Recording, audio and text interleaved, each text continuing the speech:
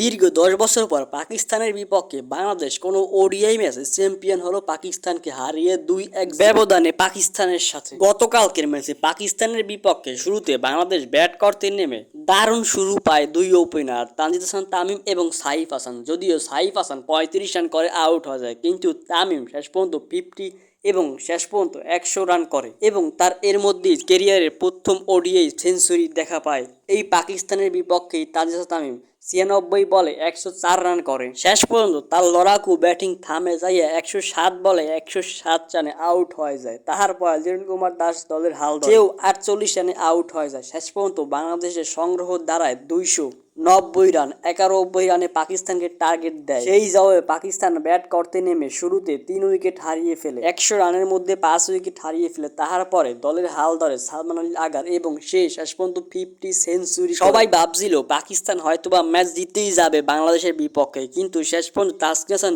Salman Ali আগারে out করে তারপরে ম্যাচের হাল ধরে। শেষ সময় যেই মুস্তাফিজুর রহমানের বল কেউ খেলতে পায় না, সেই মুস্তাফিজুর রহমানের শেষ ওভারে 14 রান দেয়। তখনই ভাবছিল ম্যাচ হয়তোবা জিতেই গেছে পাকিস্তান, যেই পিটানো শুরু করছে শাহিন শাহ আফ্রিদি। কিন্তু শেষ পর্যন্ত আর পারল না। রিশাদ হোসেন প্রথম 5 ওভারে রান দিয়েছে যাই 54 রান, কিন্তু শেষ ওভারে মাত্র 2 রান দিয়েছে কল্পনার বাহিরে এবং শেষ পর্যন্ত ম্যাচ জয় পায় 11 রানের বাংলাদেশ পাকিস্তানের বিপক্ষে। রিশাদের এমন দারুণ বোলিং শেষ ওভারে এসে কেউ কল্পনাও করতে পারেনি।